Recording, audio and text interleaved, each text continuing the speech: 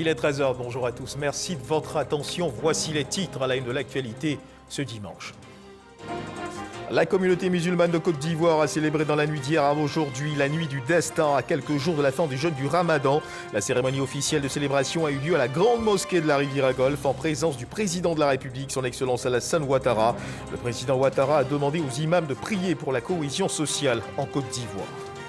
La Côte d'Ivoire fait face depuis plusieurs semaines déjà à d'importantes difficultés d'alimentation en électricité. Difficile de répondre totalement à la couverture nationale en électricité. La question, qu'est-ce qui explique ce fait? Pour le comprendre, direction Kossou pour un état des lieux de l'un des plus importants barrages hydroélectriques du pays avec notre reporter Léon Bon. 545 nouvelles recrues de la gendarmerie nationale jugées aptes ont été présentées au drapeau à l'école de gendarmerie de Torogué. Ils viennent d'achever leur formation commune de base qui a duré 3 mois, ceci marquant la fin de la formation initiale. Voilà pour l'essentiel. Oui, bonjour à tous. Nous sommes en 2021. Voici 60 ans que la Côte d'Ivoire et l'Union européenne entretiennent des relations de coopération. 60 ans, c'est énorme. Et en 60 ans, les acquis de cette coopération sont importants dans presque tous les domaines. Cette coopération s'exprime. Et ce qu'il convient de savoir, c'est que l'Union européenne demeure pour la Côte d'Ivoire le premier marché, le premier fournisseur, avec des importations qui vont crescendo, le premier investisseur avec environ la moitié des investissements directs à l'étranger. Bilan et perspective de cette coopération. On marquera une pause dans le cadre du magazine de ce 13h pour en parler. Et quel meilleur interlocuteur pourrions-nous avoir si ce n'est l'ambassadeur de l'Union européenne en Côte d'Ivoire, son Excellence Jaap von Kirchmann. Excellence, merci d'être avec nous sur ce plateau. Merci à vous, bonjour. Bonjour, je vous retrouve dans une demi-heure pour en parler. Sachez que dans la nuit d'hier, celle de samedi à aujourd'hui, la communauté musulmane de Côte d'Ivoire a célébré la nuit du destin à quelques jours de la fin du jeûne du Ramadan. La cérémonie officielle de célébration a eu lieu, nous le disions à l'instant dans les titres, à la grande mosquée de la Riviera-Golfe, en présence du chef de l'État, Alassane Ouattara. La rumeur et ses conséquences, la position de l'islam, c'est le thème retenu par le COSIM pour cette nuit de Laylatul Qadr. Le président Ouattara a demandé aux imams de prier pour la cohésion sociale en Côte d'Ivoire. Kolo Koulibaly. Laylatul Qadr, cette nuit de la destinée, meilleure que 1000 mois d'adoration pour les croyants, car elle offre le pardon de ses péchés à celui qui se livre à un recueillement sincère, au repentir et à l'invocation. Ce samedi soir, à la grande mosquée de la Riviera-Golfe, la célébration officielle tenue en présence du chef de l'État, le président de la République, Alassane Ouattara. Pendant cette soirée, les musulmans se sont rendus dans ce lieu de culte pour prier une bonne partie de la nuit. La lecture d'ouverture par la psalmodie du Saint-Coran est suivie des bénédictions à la mémoire des illustres guides de la communauté musulmane, les Cheikh Boakari Fofana et Mamadou Traoré. Dans cette société en proie à la manipulation et aux faux témoignages, le COSIM a choisi d'édifier les musulmans sur le thème, la rumeur et ses conséquences. Le conférencier a donné la position de l'islam sur la question. Dans la sourate 50, verset 18, Ma yalfizu min qawlin illa ladayhi raqibun atid. L'homme ne prononce aucune parole sans avoir auprès de lui un observateur prêt à l'inscrire. Si nous tenons donc à diffuser des nouvelles, nous avons le devoir et la responsabilité de clarifier leur authenticité conformément à la sourate 49, verset 6. Porté à la tête de la Oumma ivoirienne le 25 avril dernier par ses pairs, Cheikh Oulaïma, son éminence Ousmane Diakité, a rendu hommage à ses prédécesseurs sur les pas de qui il s'engage à marcher avant de témoigner toute la gratitude de la communauté musulmane au chef de l'État pour son soutien sans cesse renouvelé. Monsieur le Président de la République, Excellence Alassane Ouattara, puisse votre modestie en souffrir, mais vous voudrez bien accepter l'expression de notre admiration et notre gratitude. Notre admiration pour votre dévouement exceptionnel en vue de faire de la Côte d'Ivoire un pays incontournable en Afrique et un pays qui compte sur l'échiquier international. C'est une fierté pour la Côte d'Ivoire. Qu'Allah vous assiste, Inch'Allah. Notre gratitude pour votre sollicitude légendaire dont vous faites preuve à l'égard de tous vos concitoyens et vos actes de générosité dont bénéficient toutes les confessions religieuses de notre pays. Nous voudrions vous encourager et vous bénir et vous demander de persévérer dans les actes en faveur de la paix. Prenant la parole au nom du chef de l'État, le ministre de l'Intérieur et de la Sécurité appelle les fidèles à continuer de prier pour le renforcement de la paix et la cohésion sociale en Côte d'Ivoire. Le chef de l'État adresse au COSIM ses vœux de succès et l'encourage à œuvrer à la consolidation de l'unité de la communauté musulmane de notre pays et au renforcement du dialogue interreligieux.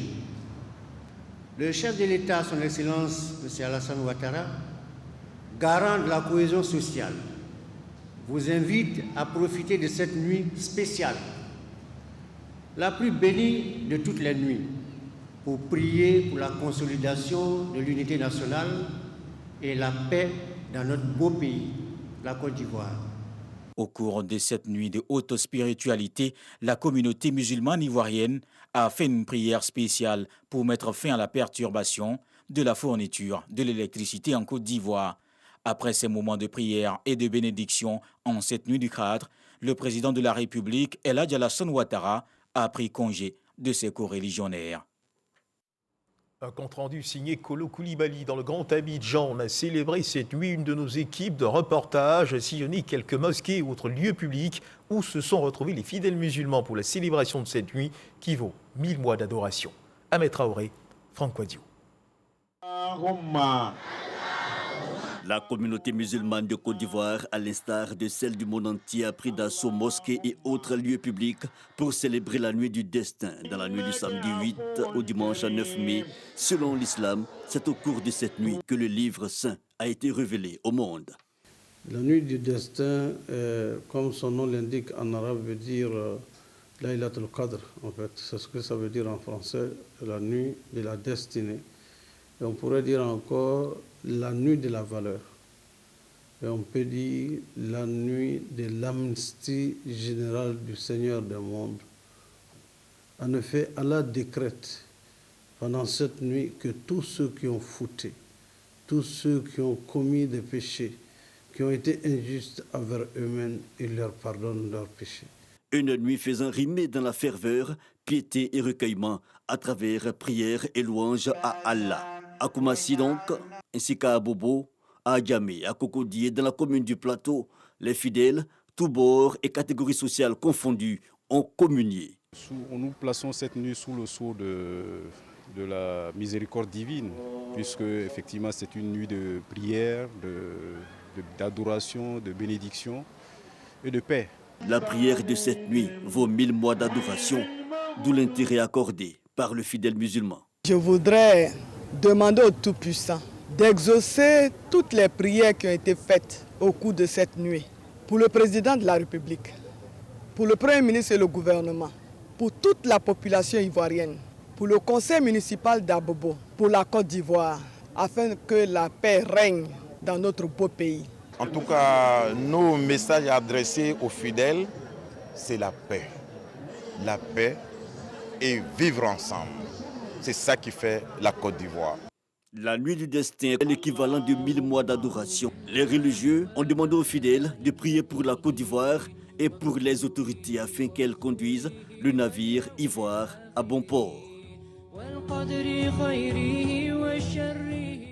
À l'instar de la communauté musulmane du monde de la Côte d'Ivoire, les fidèles musulmans de Yamoussoukro ont célébré la nuit du destin. C'est la grande mosquée de la paix de la capitale politique qui a abrité la célébration officielle. Et ce qu'il faut également savoir, c'est que des prières et des bénédictions pour la paix, la solidarité et des enseignements ont été délivrés au cours de cette nuit pour combattre le phénomène de la rumeur selon l'islam. Voilà, Léon Brou.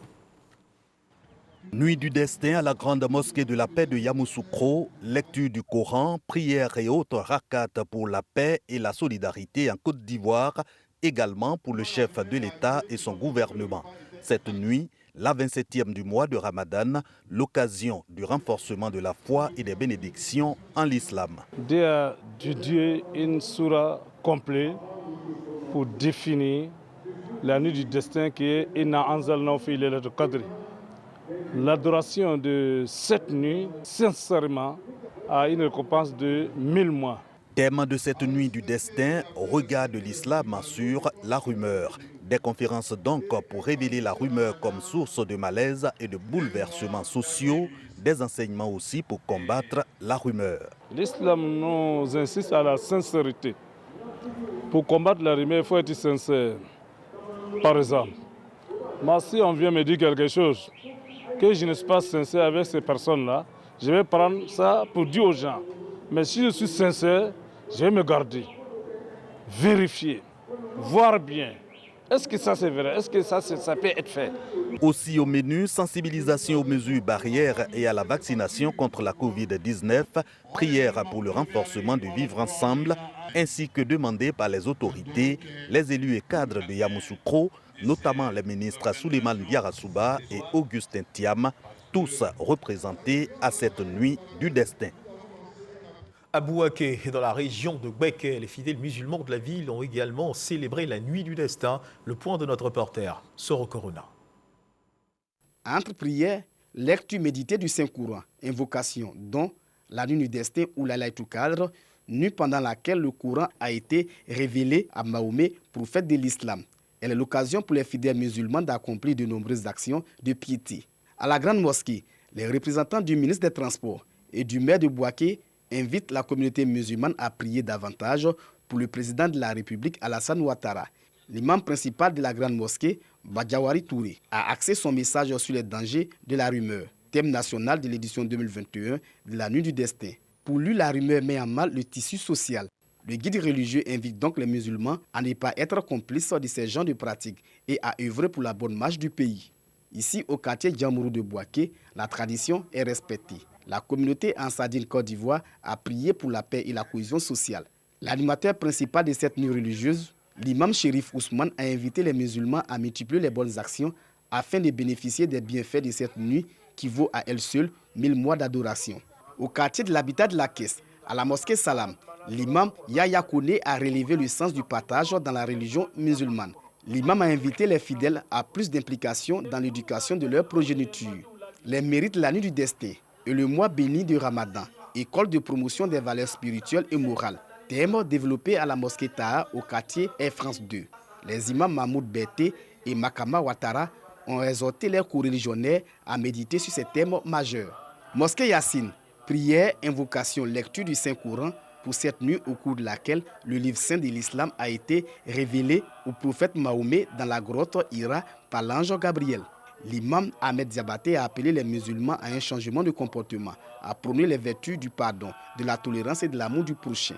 Au quartier Dar es Salam, à la mosquée Bafon, Oustaz Baguilé Traoré a engagé les musulmans à multiplier les prières pour une Côte d'Ivoire stable. À Broukro, les fidèles musulmans n'ont pas dérogé à cette tradition religieuse. L'imam Nagui Bakayoko a invité les Ivoiriens à la tolérance, au pardon et à l'amour d'autrui avant d'avoir la clémence de Dieu. Le guide religieux de la mosquée, Amou Ben Hassan, a insisté sur le respect des autorités étatiques. Le méga cadre Woroba est une cérémonie religieuse qui réunit l'ensemble des élus, cadres et populations des régions du Béret, du Bafing et du Worodougou. L'édition 2021 s'est tenue hier samedi 8 mai à Abidjan, Cocody, loin du district du Woroba en raison de la pandémie de Covid-19. Cette année, les ressortissants du Woroba ont mis l'accent sur les hommages à 2 de leurs fils disparus, le député de Mankono Hassan Fofana et le Premier ministre Ahmed Bakayoko. L'événement a réuni l'ensemble des cadres, dont les ministres Vagondo Diomandé et Moussa Sanogo. Konaté Moussa. Quelles sont les actions qui profitent aux défunts? C'est le thème développé par l'imam Abbas Touré à cette cérémonie du méga cadre Woroba. L'édition 2021 de ce rendez-vous religieux des populations du district du Woroba est consacrée à l'hommage à 2 personnalités, le député de Mankono Hassan Fofana et le Premier ministre Ahmed Bakayoko. Il faut prier pour eux sans cesse parce qu'ils en ont besoin. Non seulement on fait des prières pour eux, mais ensuite on demande à Allah de leur pardonner leurs péchés. Et j'ai mis également l'accent sur le fait d'entretenir les liens d'amitié du défunt. C'est très important. Ahmed Bakayoko, il a posé beaucoup d'actes en faveur de sa région, de la nation et de chaque citoyen. Hassan Fofana, c'était la même chose. Quand quelqu'un meurt, la seule chose qui peut peut-être être bénéfique pour la personne, c'est des prières, des bénédictions et puis les sacrifices qu'on fait. Nous ne les avons pas oubliés. Et que tout le Woroba prie pour eux, pour que leur âme repose en paix. Le méga cadre Yoruba, célébration tournante initiée par Feu Ahmed Bakayoko en 2014. Il se tient habituellement dans une localité des 3 régions du district du Yoruba. La commune de Cocody abrite cette année la rencontre qui a réuni l'ensemble des élus et cadres. En 2020, il n'y a pas eu d'activité, donc il n'y a pas eu de Nuit du Destin. 2021, rappel à Dieu de l'initiateur du Yoruba Cadre et puis de notre jeune frère, le député Hassan Fofana. Donc l'un dans l'autre, il nous était difficile d'aller à Koro puisque c'est Koro qui était programmé pour cette année. Donc nous avons décidé quand même de marquer le coup à Abidjan par une séance de prière. Donc une grande lecture intégrale du Saint-Coran, suivie de quelques prêches et puis surtout de bénédictions. Cela démontre l'union, cela démontre la cohésion entre les fils du Yoruba. Nous sommes venus prier pour le repos de l'âme de tous nos défunts et que cette prière, en ce jour spécial, arrive au bon Dieu et que toutes les bénédictions qui ont été faites soient couronnées justement d'acceptation auprès de Dieu. Les populations du Béri, du Bafing et du Ourodougou ont fait des bénédictions pour la stabilité en Côte d'Ivoire, tout en ayant l'espoir de la tenue du méga cadre Yoruba 2022 prévu à Koro, dans le département de Touba. Voilà ce que l'on pouvait dire au titre du chapitre religion dans ce journal, dans ce 13h. Sachez que ce dimanche 9 mai, lendemain de la nuit du destin, a déclaré par le ministère de l'Emploi et de la Protection sociale, jour férié et chômé sur toute l'étendue du territoire national. Et on change de registre à présent pour parler d'électricité. La Côte d'Ivoire fait face depuis plusieurs semaines déjà à d'importantes difficultés d'alimentation en électricité. Difficile de répondre totalement à la couverture nationale en électricité. Alors question, qu'est-ce qui explique ce fait? Pour le comprendre, direction Kossou, pour un état des lieux de l'un des plus importants barrages hydroélectriques du pays. Là-bas, la production d'électricité a baissé de 175,5 à seulement 15 MW par jour. On en sait plus avec Léon Brou. Voici l'usine hydroélectrique de Kossou avec une capacité installée de 175,5 MW, capable donc de produire 175,5 MWh d'électricité. L'usine n'en produit maintenant que 15 MWh. Le niveau de l'eau, on est aujourd'hui à 181 mètres, qui est égal à la cote mini d'exploitation. Et cette hauteur d'eau-là, donc plus elle est faible, plus la quantité d'énergie aussi, voilà, qu'on peut sortir aussi est faible. À la base de ce déficit de production d'électricité, l'insuffisante pluviométrie. Conséquence, le barrage de Kossou, ce lac artificiel long de 150 km pour un réservoir d'environ 30 millions de mètres cubes d'eau, presque entièrement vide. Dans la grande saison des pluies au nord, à partir du mois de juillet jusqu'à souvent même fin janvier, c'est dans cette période-là que nous recevons vraiment les apports. Et l'année dernière, cette saison des pluies, elle n'a pas été aussi abondante vraiment au nord. Donc du coup, en janvier déjà, la côte même déjà au niveau du lac n'était pas aussi assez extraordinaire. Mis en service en 1972, le barrage hydroélectrique de Kossou est construit sur le fleuve Bandama, en amont de l'infrastructure sœur de Tahabo. C'est dire que Kossou ravitaille Tahabo en eau ou que quand Kossou ne dispose pas d'eau, Tahabo ne peut en avoir. Ainsi donc, le déficit de production d'électricité pour ces deux barrages est cumulé à 200 MWh par jour. Il faut cependant 900 MWh par jour pour satisfaire la demande nationale d'électricité. Voilà, et loin des installations électriques du barrage de Kossou, direction à Torogué, 545 nouvelles recrues de la gendarmerie nationale jugées aptes ont été présentées au drapeau à l'école gendarmerie de cette localité. Ils viennent d'achever leur formation commune de base qui a duré 3 mois, ceci marquant la fin de leur formation initiale. C'était en présence du commandant supérieur de la gendarmerie, le général de corps d'armée Alexandre Apalotouré. Abou Sanogo. École de gendarmerie de Torogué à Daloa. Temple de la discipline, du savoir et de la rigueur. Ici, on forme les élites qui expriment le sens de l'honneur. Sanctuaire des métiers des armes de protection. Elle inspire le civisme et la loi. Pour y être accepté, il faut impérativement suivre une formation spécifique dans le but de forger et modeler le caractère, de même que la personnalité du candidat. Ces nouvelles recrues, au nombre de 545 sous-officiers de première année, dont 25 jeunes filles, se sont imprégnées pendant 3 mois des valeurs qui fondent l'état militaire. Étape décisive et déterminante dans la carrière de tout militaire, dénommée FCB, formation commune de base. Jugées aptes par leur maître à se présenter au grand jour, elles sont officiellement présentées au drapeau en présence du commandant supérieur de la gendarmerie nationale, le général de corps d'armée Alexandre Apalo Touré. Stagiaires de première année, vous faites désormais partie de ceux qui ont la lourde tâche d'honorer et de défendre le drapeau national en tout temps, en tout lieu, contre toute forme d'agression, et cela jusqu'au sacrifice suprême. À l'endroit des gendarmes de Côte d'Ivoire, le général de corps d'armée Alexandre Apalo Touré, commandant supérieur de la gendarmerie nationale, a rappelé: nous devons éviter de nous laisser manipuler. Nous devons être suffisamment responsables pour comprendre que l'intérêt de l'État de Côte d'Ivoire, c'est la paix, c'est le vivre ensemble, c'est la sécurité. Nous ouvrons les bras pour demander à tous ceux qui pourraient se laisser manipuler de comprendre que cela n'est pas possible avec la gendarmerie nationale. C'est la force républicaine par excellence. Désormais membres de la grande famille de la gendarmerie nationale, les élèves de première année de l'école de gendarmerie de Torogui ont exécuté leur premier défilé.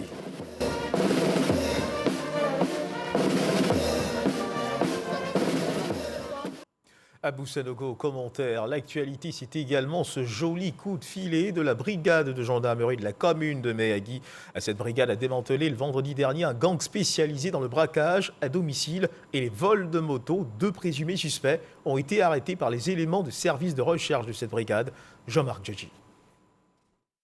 Les populations de Méagui peuvent enfin pousser un ouf de soulagement.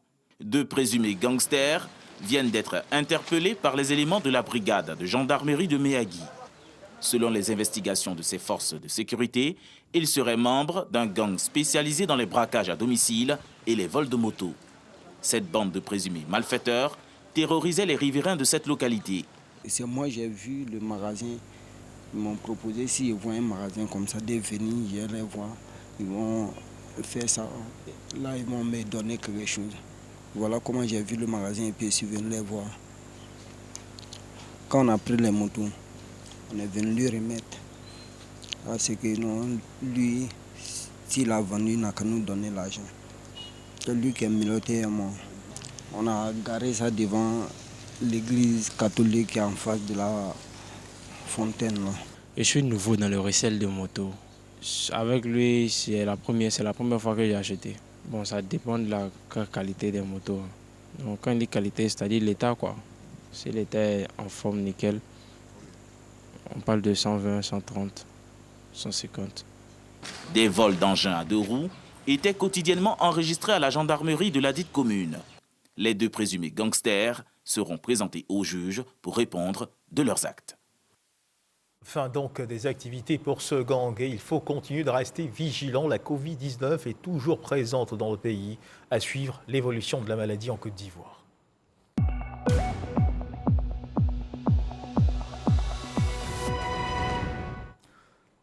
Le ministère de la Santé, de l'Hygiène publique et de la couverture maladie universelle a enregistré hier samedi 8 mai 2021 41 nouveaux cas de Covid-19 sur 1980 échantillons prélevés, soit 2,1% de cas positifs, 21 guéris et 0 décès. À la date donc du 8 mai 2021, la Côte d'Ivoire, notre pays, compte donc 46 385 cas confirmés, dont 45 811 personnes guéries, 291 décès et 283 cas actifs. Le nombre total d'échantillons est de 608 960. Le 7 mai, 16 570 personnes ont été vaccinées, soit un total de 252 317 personnes vaccinées contre la Covid-19. Le ministre de la Santé, de l'Hygiène publique et de la couverture maladie universelle invite toutes les personnes de plus de 18 ans à se faire vacciner dans les centres de vaccination. La vaccination contre la Covid-19 est, rappelons-le, gratuite. est volontaire. Et on change de registre cette fois en vue d'offrir aux professionnels du numérique et aux entreprises un cadre d'échange d'expérience dans l'usage d'outils d'éthique et solutions numériques. Le patronat ivoirien vient de lancer l'African Digital Week. Cette initiative regroupe les acteurs majeurs de l'écosystème du numérique en Côte d'Ivoire. Il se tiendra le 16 et 17 septembre 2021. Rencontres B2B, conférences et expositions meubleront ce rendez-vous. Didier Nguessan. L'intégration du numérique dans la démarche des entreprises est davantage perceptible à l'occasion de la crise de la Covid-19, à travers notamment le télétravail. Mais pas que. Plusieurs applications et outils numériques sont conçus et utilisés en Afrique. Cette ère du digital, la Confédération générale des entreprises de Côte d'Ivoire entend la renforcer lors de la 2e édition de l'African Digital Week, prévue les 16 et 17 septembre prochains à Abidjan. Ces rencontres permettent de faire un point, de voir l'état de l'art, de voir l'état de maturité et ensuite les décliner au sein de nos entreprises. Nous allons consolider le partenariat entre les acteurs de l'écosystème des TIC en Côte d'Ivoire, mais également favoriser la fertilisation croisée des écosystèmes digitaux à travers le monde. Ce rendez-vous est une plateforme d'échange autour des problématiques du digital et plus largement de l'économie numérique. À la fin de l'année 2020, la Côte d'Ivoire enregistre plus de 40 millions d'abonnés à la téléphonie mobile avec un taux de pénétration de 152%. Le nombre des abonnés au mobile money s'élève à près de 21 millions et représente un taux de pénétration de 78%. Plusieurs pays d'Afrique et d'Europe sont attendus autour du thème « L'Afrique augmentée ». On parle de culture à présent, des élèves initiés à la culture chinoise. L'Association pour la sauvegarde de la pensée d'El Hadj Boubacar Gambi Sako, en collaboration avec la Fondation Félix Houphouët-Boigny pour la recherche et la paix, vient de lancer à l'intention des élèves de Côte d'Ivoire son projet d'initiation au mandarin, langue officielle chinoise. Au lycée scientifique de Yamoussoukro, cette cérémonie de lancement a été marquée par une conférence, une présentation des inventions chinoises qui ont révolutionné le monde. Le reportage de Kader Sokodoko. Au regard de ses prouesses techniques, la Chine est une puissance incontournable dans le monde. La connaissance de sa langue est donc une opportunité. C'est en connaissant l'autre qu'on peut favoriser le bien vivre ensemble. Et cette aventure est une deuxième étape d'une première qui a commencé en 2019 à la Fondation Houphouët-Boigny, où nous avons présenté aux élèves de l'INPHB, futurs ingénieurs, ce projet pharaonique qu'est les nouvelles routes de la soie. Pour cette séance de lancement, outre la conférence sur le mandarin, les us et coutumes, l'art culinaire, les apprenants du jour ont aussi eu droit à la présentation des inventions chinoises qui ont révolutionné le monde.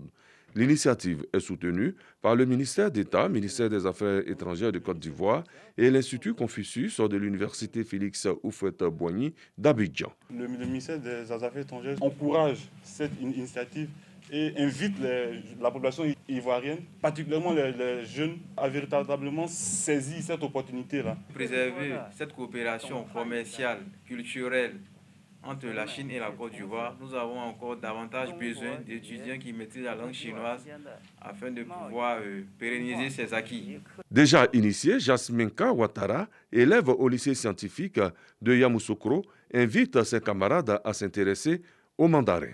Le chinois, c'est déjà une très bonne langue qui instruit et puis qui ouvre les portes. On peut aller étudier par exemple la médecine en Chine, tout ça, c'est développé.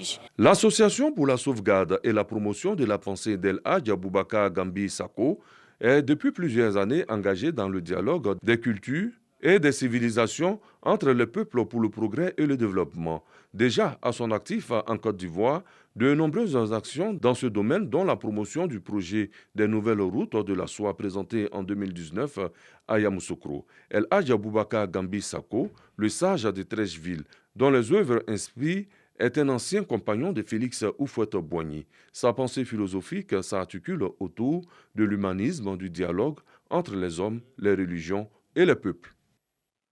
Reportage de Kader Sogodogo dans l'actualité internationale. Les tensions ne redescendent pas à Jérusalem. De nouveaux heurts ont été donc enregistrés hier samedi dans la soirée entre policiers israéliens et manifestants palestiniens et qui ont fait plus de 90 blessés dans différents quartiers à l'est de la ville au lendemain des plus importants accrochages des dernières années dans la ville sainte qui font craindre une nouvelle escalade des violences. Les forces de l'ordre israéliennes ont utilisé aussi un canon à eau putride afin de disperser des Palestiniens dont certains ont lancé des projectiles en direction des policiers lors de ces heurts dans différents secteurs de Jérusalem-Est. Place à présent au Dimanche Magazine et nous recevons notre invité de ce dimanche, son Excellence Jaap Fons Kirchmann, ambassadeur de l'Union européenne en Côte d'Ivoire. Bonjour Excellence et merci d'être avec nous sur ce plateau. Bonjour, Monsieur Guivet. Alors, vous êtes juriste de formation. Vous avez également bénéficié d'une formation en gestion de l'information au Japon, à Tokyo, et leadership stratégique. Je rappelle juste qu'avant de rejoindre la délégation de l'Union européenne en Côte d'Ivoire comme ambassadeur, en septembre 2018, vous dirigez le département en charge de la politique du développement en Afrique australe et dans l'océan Indien. Et puis aujourd'hui, Excellence, nous sommes le 9 mai. 9 mai, c'est une journée qui a valeur de symbole. C'est la journée de l'Europe. Un mot là-dessus. Absolument. Donc, c'est un vrai honneur d'être là. Le 9 mai, c'est la journée de l'Europe et c'était le moment où le 9 mai 1950, donc 5 ans après la Deuxième Guerre mondiale, qui a coûté la vie à plus que 60 millions de personnes, Robert Schuman a dit « il faut être solidaire, il faut créer une solidarité de fait, il faut qu'on soit ensemble » et qui a créé la communauté d'acier et charbon à l'époque entre la France et l'Allemagne, qui était, si vous voulez, le début de l'Union européenne. Donc chaque année, le 9 mai, on fête la journée de l'Europe. Un jour important donc pour l'Europe. Le jour le plus important pour l'Europe. Alors avec vous, Excellence, nous allons également parler des 60 ans de coopération qui existent entre l'Union européenne et la Côte d'Ivoire. Bilan et perspective de cette coopération. Nous n'aurons certainement pas la prétention de faire le tour du sujet, mais nous essaierons d'aller à l'essentiel. 60 ans de coopération, c'est important, n'est-ce pas ? C'est long. C'est énorme. C'est énorme, c'est très long. J'ai dit, c'est les noces des diamants. Parce que ça fait 60 ans et c'est un vrai mariage entre la Côte d'Ivoire et l'Union européenne qui a commencé effectivement en 1961. Et à l'époque, on faisait surtout l'éducation. On a accompagné le gouvernement avec la construction des écoles. On a fait des centaines d'écoles. On a fait des milliers de kilomètres de routes et des pistes en Côte d'Ivoire. On a fait... je crois, c'était 4500 villes et villages où on a amené l'eau, des châteaux d'eau, des bornes d'eau, puis l'électricité récemment. Donc, c'est vraiment une très, très, très longue histoire d'accompagnement. Mais aussi, et ça me tient vraiment au cœur, on était présents dans les filières.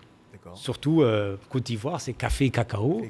Mais après, il y a tout le reste aussi. L'huile de palme, Ivea, anacarde, ananas, banane. On a toujours accompagné la Côte d'Ivoire à tout moment.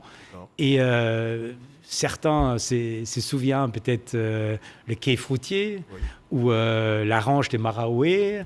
Ou en éducation, c'est les lycées de Saint-Marie à Cocody. Collège moderne à Bassam. La construction des écoles. Ah oui, tout ça, ça a été fait par l'Union européenne pendant ces 60 ans. Alors justement, regardons tout de suite aux acquis de cette coopération. Alors l'Union européenne, selon les informations dont nous disposons, demeure pour la Côte d'Ivoire le premier marché, le premier fournisseur, le premier investisseur avec environ la moitié des investissements directs à l'étranger et qui intervient comme partenaire dans plusieurs secteurs d'activité, comme vous venez de le mentionner à l'instant. Alors ça, c'est aussi une très jolie histoire parce que le commerce s'est graduellement développé. Et aujourd'hui, effectivement, l'Union européenne, c'est le premier acheteur, avec, vous l'avez déjà mentionné, plus que 40%, et le premier fournisseur avec plus que 30%. Donc vous voyez, la Côte d'Ivoire peut bénéficier un peu plus. Mais si on regarde les 10 dernières années, on voit vraiment l'évolution. Ça a doublé. Les volumes ont doublé. Et je crois que c'est vraiment important. Et bien sûr, la Côte d'Ivoire étant un pays qui est surtout dans les produits agricoles, mais là, on voit surtout l'exportation des cacao. L'Union européenne achète 68%, les poissons. L'Union européenne achète 100% de poissons. Donc, vous voyez, c'est vraiment une belle évolution. D'accord. Alors, justement, 60 années de coopération entre la Côte d'Ivoire et l'Union européenne pour nouer justement des relations diplomatiques. Les échanges commerciaux, comme vous venez de mentionner, sont allés crescendo. Et notre reporter Lancini à Bakayoko, dans cet élément qui va suivre, nous renseigne sur quelques aspects de cette coopération multiforme, élément que je vous invite à suivre. En 60 ans de coopération, la Côte d'Ivoire et l'Europe ont essentiellement entretenu des relations politiques et commerciales plutôt fortes. Que ce soit au niveau de la gouvernance, de l'énergie, du secteur agricole et foncier, des infrastructures sociales et de l'accompagnement de la société civile, des progrès indéniables ont été réalisés à travers des financements importants. À titre illustratif, de 2008 à 2018, l'Union européenne a exécuté 662 contrats pour un montant global de 644 milliards de francs CFA. 2016 marque aussi une étape majeure avec la ratification d'un accord de libre-échange intérimaire du fait du blocage des négociations entre l'UE et la région Afrique de l'Ouest dans son ensemble. Annoncé effectif en 2019, l'APE Côte d'Ivoire-UE ne s'est toujours pas véritablement concrétisé. Aujourd'hui, c'est la question du cacao durable qui occupe le haut du pavé. Sur la période 2021-2027, une enveloppe de 650 milliards de francs CFA est prévue par l'Union européenne pour rendre la chaîne de production du cacao durable. Une nouvelle réglementation plus contraignante pour les fèves ivoiriennes est en élaboration à Bruxelles. Cette réglementation vise à interdire l'importation de produits liés à la déforestation et à rendre obligatoire un devoir de vigilance pour les acteurs privés par rapport au cacao ivoirien. Alors, Excellence, vous parliez tout à l'heure du cacao, de la coopération entre l'Union européenne et la Côte d'Ivoire dans ce domaine. Cet élément de l'Ancine Bakayoko illustre parfaitement l'excellence de ces relations dans ce domaine. Vous confirmez, n'est-ce pas ? Mais absolument, je crois que c'est un très très bon exemple parce que vous avez d'un côté la Côte d'Ivoire qui fait depuis des années des efforts pour préserver les forêts, pour lutter contre le travail des enfants et récemment aussi pour réduire la pauvreté des planteurs. Et vous avez de l'autre côté les consommateurs européens qui aujourd'hui veulent consommer des produits, et pas seulement le cacao, je parle des produits globalement, qui viennent d'une production durable. Ils ne veulent pas croquer un chocolat et penser à des arbres qui tombent ou aux enfants qui travaillent. D'accord. Et je trouve, là, on se retrouve parfaitement. Et donc, ça illustre à quel point la Côte d'Ivoire et l'Union européenne peuvent aller main à main, parce qu'en Europe, effectivement, on va avoir une réglementation qui va vouloir limiter l'importation des produits à une production durable, mais on va en même temps en Côte d'Ivoire les mêmes efforts. Donc, on se retrouve. Et ça illustre une deuxième chose qui me tient vraiment au cœur aussi. Quand on a commencé la coopération en 1961, c'était ce qu'on appelait l'aide au développement. L'Europe qui donne l'argent. Aujourd'hui, ce n'est plus le cas. Aujourd'hui, c'est un partenariat. Chacun a ses intérêts et on se retrouve en partenariat égal. Et le cacao, c'est un bon exemple parce que chacun on a les mêmes intérêts. On se retrouve et on va parcourir ces chemins ensemble. Et justement, dans l'évolution de ce partenariat, un nouvel accord entre l'Union européenne et les pays ACP est envisagé. Est-ce que vous pouvez nous en dire plus, Excellence ? Alors, on a eu le fameux accord de Cotonou pendant 20 ans, qui a pris fin. Et là, on a un accord qui est paraphé, qui n'est pas tout à fait adopté, mais ça va se faire dans les semaines qui viennent. Et ça rend cette relation entre les pays africains et l'Europe plus politique. Donc, ce n'est pas justement seulement la coopération. Avant, on parlait déjà des valeurs qu'on partage, mais aujourd'hui, on parle surtout aussi des intérêts qu'on partage. Et on a constaté que les intérêts sont les mêmes. Si c'est la production durable, l'économie, la création d'emplois, la préservation de l'environnement, ou encore la bonne gouvernance, les droits de l'homme, la migration, sont des thèmes qui sont aussi intéressants pour les pays africains que pour les pays européens. Donc on se retrouve. Alors donc ce qu'on peut retenir, c'est qu'il y aura plus de gains pour les deux parties avec ce nouvel instrument. Il y a plus de gains et surtout un lien plus profond. C'est un lien qui va aller plus loin. Et un lien, comme je disais tout à l'heure, beaucoup plus en partenaire égal. L'Union européenne qui a été également côté de la Côte d'Ivoire pendant cette crise sanitaire, il est important de le signifier, un soutien important pour le pays en cette période de Covid-19, Excellence. Mais alors, je pense personnellement, je crois que l'Union européenne pense globalement aussi que la solidarité est quelque chose qui est très important dans une pandémie. Vous ne pouvez pas combattre une pandémie individuellement, en fermant les frontières. Vous ne pouvez pas le faire. Tout le monde doit travailler ensemble. Donc l'Union européenne, tout au départ de la crise ici, je me souviens, c'était en mars 2019, J'avais à l'époque rencontré Assalfo et juste après Didier Drogba. Oui. Et on a dit, mais qu'est-ce qu'on pourrait faire? Et on a lancé une caravane de solidarité. Mais c'est, je crois, trois jours après le début de la crise ici, on a fait le tour, on ne s'est pas caché. On est allé de village à village, quartier ici à Abidjan, pour justement aider les gens qui étaient en confinement. Donc ça, c'était le début. Après, beaucoup plus globalement, l'Union européenne a aidé la Côte d'Ivoire avec le fonds de solidarité et les fonds pour les entreprises. Parce qu'on s'est rendu compte qu'à un moment donné, il y avait une chute de la croissance. Ça avait un vrai impact sur les entreprises. Donc on a mis 150 milliards francs CFA à disposition pour le fonds pour aider les entreprises. Et c'est toujours en cours. Parce que, comme vous le savez comme moi, malheureusement, la Covid continue. Et comme dans toute relation, il y a forcément eu des hauts et des bas dans cette coopération. Est-ce que vous vous en souvenez? Alors, 60 ans, c'est forcément très long. Oui. Je ne dirais pas haut et bas. J'ai dit plus difficile et moins difficile. D'accord. Et honnêtement, quand je fais les recherches moi-même pour ces 60 ans, parce que moi, je suis ici depuis 2 ans, donc j'ai dû faire les recherches moi-même, je me suis rendu compte d'une chose.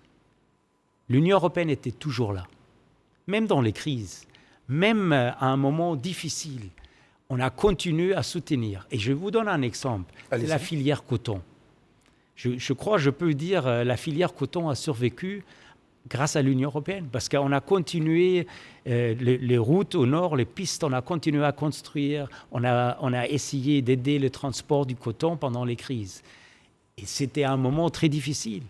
Comme il y avait des moments beaucoup plus faciles, et donc je qualifierais ça plutôt comme ça, mais avec cette notion qu'on était toujours là.